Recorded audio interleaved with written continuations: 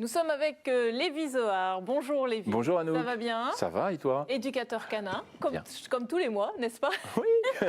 Mais aujourd'hui, vous n'êtes pas venu seul. À vos pieds, vous avez un animal qu'on va voir à l'écran. Voilà, c'est votre chien. C'est ça. C'est un canet corso. Un canet corso, voilà, donc la race qui est bien éduquée, hein. Il est super cool, là, il obéit au doigt et à l'œil.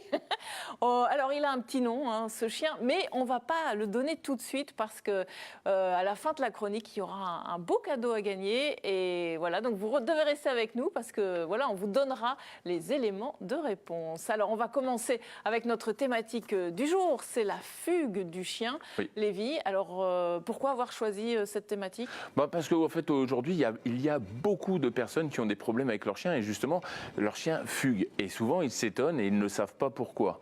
Alors, il y a plusieurs problèmes qui peuvent amener un chien à fuguer. D'abord, il y a un problème au niveau de la race parce qu'il y a quelques chiens qui ont des prédispositions à cela.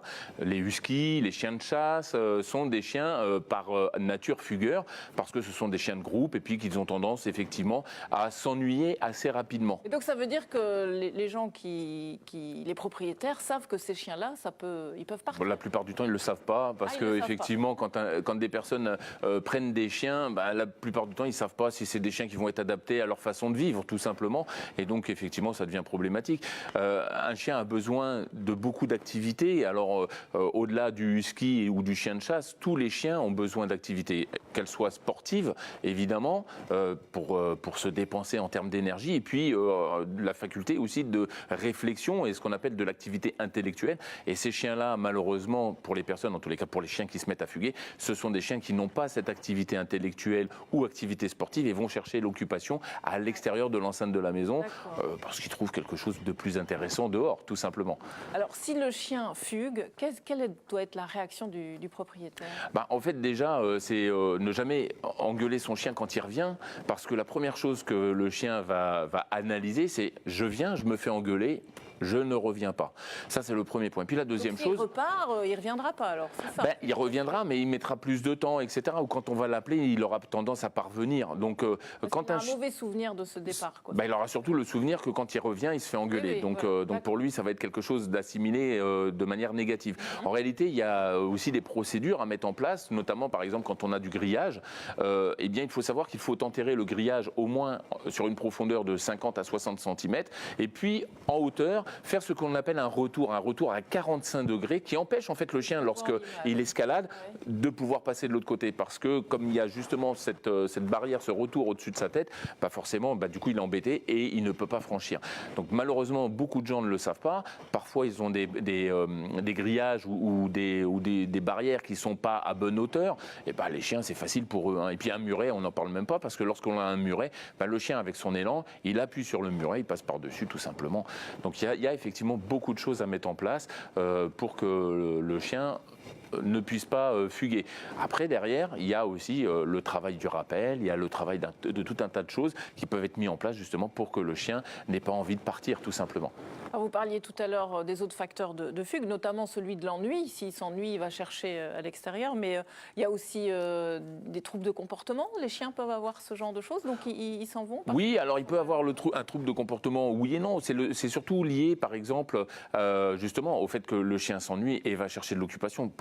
Pour beaucoup, c'est un trouble de comportement. La réalité, c'est que le chien va vraiment avoir besoin ou envie de s'occuper, tout simplement. Et comme il s'ennuie, il va chercher. Et puis, il y a un autre problème. Si vous avez un mâle, même une femelle d'ailleurs, lorsque arrive la période des chaleurs, il faut savoir qu'un chien, par exemple, va sentir les chaleurs à 2 km à la ronde. Et par conséquent, il va être peut-être plus enclin à aller faire un petit tour pour aller rencontrer la belle. Voilà. Et c'est valable aussi pour une femelle d'ailleurs qui arrive dans une période de chaleur où il y a un laps de temps, on va dire, sur une durée de quelques jours, où la femelle va aller courir le mâle pour reproduire. Et ça aussi, ce sont des comportements naturels que l'on peut réduire aisément.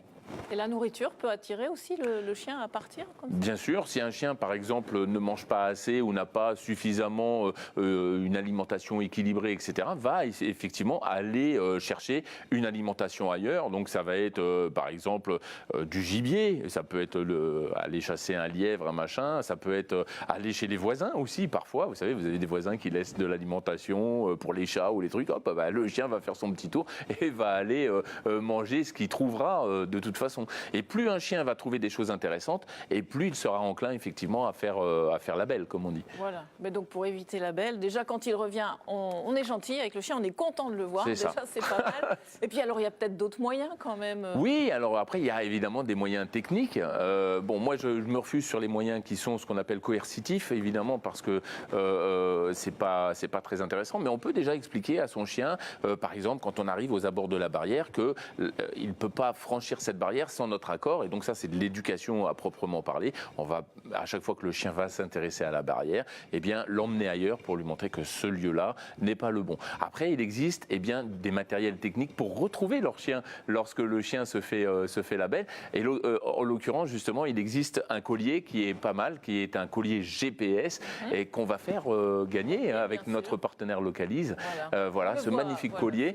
Alors, c'est un collier GPS qui a un abonnement d'1 an, en fait, offert avec, et le renouvellement est à 19,99 par an, donc rien d'excessif. Il craint pas l'eau. Donc ça aussi c'est un avantage, et c'est un collier qui est tellement léger en fait qui s'adapte très très bien aux chiens, et en plus de ça on peut le suivre en temps réel, et ça c'est très important parce qu'il y a des GPS qui vont vous annoncer que tiens, le chien est passé par là il y a 20 minutes. On s'en fout. On a envie de savoir où il est. Voilà, exactement. Et là, on est en temps réel. Efficace. Ah oui, je l'ai testé. Et donc, effectivement, c'est très efficace. Je l'ai testé sur le gros, là. Voilà. Le gros, parce qu'on ne l'a pas encore donné son petit nom. C'est ça. Et donc, eh bien, allons-y, puisque vous venez de parler donc cette astuce là pour localiser le chien. Donc, c'est le cadeau qu'on vous offre. Hein, exactement. Ça, Lévi, voilà. Localise, voilà le jeu concours. Mais pour ça, il faut répondre à une petite question. Et la question, c'est quel est le nom du chien de Lévi? Alors, je vais le donner, voilà. Et puis comme ça, vous allez pouvoir répondre, participer au jeu. Eh bien, il s'appelle Falco, tout simplement. Donc, voilà, c'est Falco, tout simplement, le gros pépère qui est là. C'est pas une statue, il bouge pas. Hein. 13 ans, il a 9 ans, là. Il a 9 ans, donc c'est un canet corso, 9 ans. Donc voilà, on commence à entrer dans la phase plutôt descendante de cette race. Mais voilà, c'est un chien qui est plein de vie, agréable. Et, il a l'air. Ouais, je conseille à beaucoup de gens d'avoir ce genre de chien. Il prend de la place quand même, mais c'est pas mal. Vous voyez, comme ça évite d'avoir des chiens sur les canapés.